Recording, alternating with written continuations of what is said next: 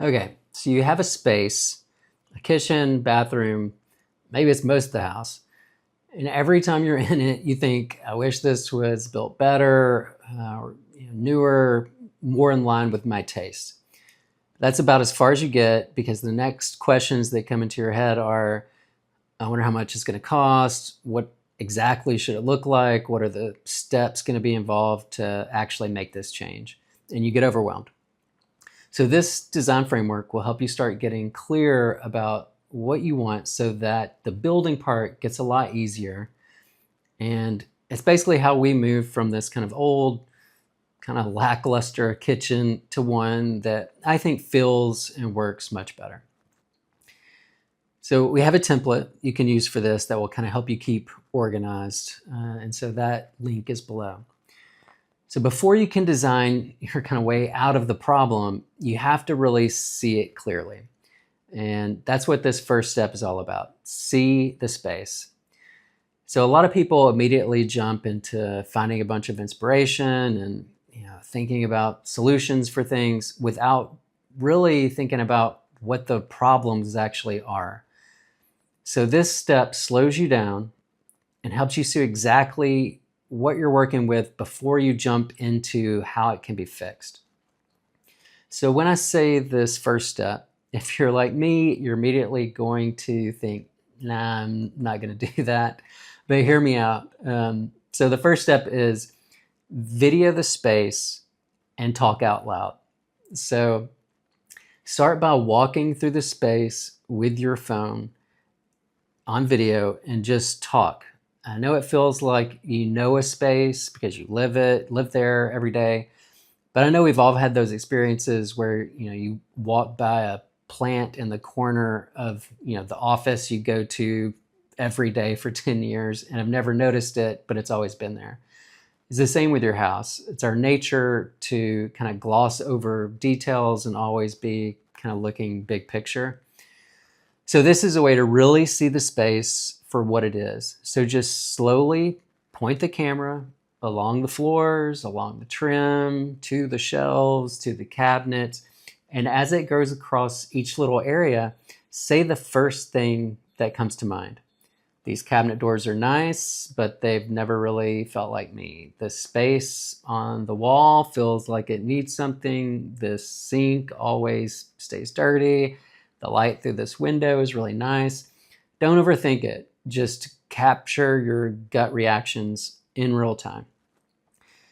You'll catch little annoyances and you'll catch big annoyances and the things that you really like and that you don't really even think about consciously and notice day to day. So step 2 is writing all those things down. And this is something that I'll come back to, but it's something in my career that I've learned as a designer is that you have to articulate and make a case for your decisions. Why you put something there instead of there, or why you made it this color. The only real way to know the answers to those kind of design questions is by asking yourself them and then writing them down. So watch that video, write down everything that seems important. And as you watch, you'll also think of other things that come to mind. Write those things down too. Because clarity does not exist in anyone's mind. You can only get to clarity by being able to communicate it. So step 3, make 2 lists. On one side, what works, and on the other side, what doesn't. So on the what's working side, list out everything you actually like about the space, whatever it was, a view out of a window, the layout, a light fixture, whatever it is, write those things down. On the not working side, list all your pain points. So bad flow, is there a lack of storage, is there a weird wall color? So for us in this space, we really like these cedar ceilings. We like the view out the window. It had the beginnings of a nice kind of layout when you kind of took out an area.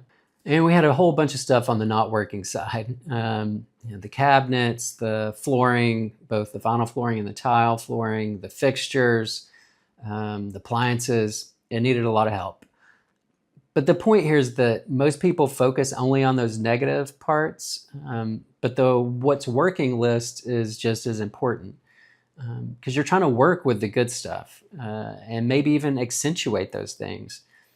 And when you don't come from the mindset of just kind of ripping everything out and starting over, you're more likely to make this remodel fit with the rest of the house if it's not a whole house remodel. And it also saves you money. So step 4, prioritize.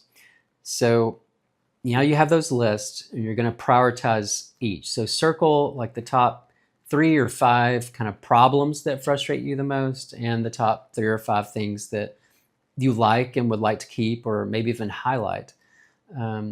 You're probably going to be changing, more than 5 things in a remodel, but at least this starts bringing some focus to the project.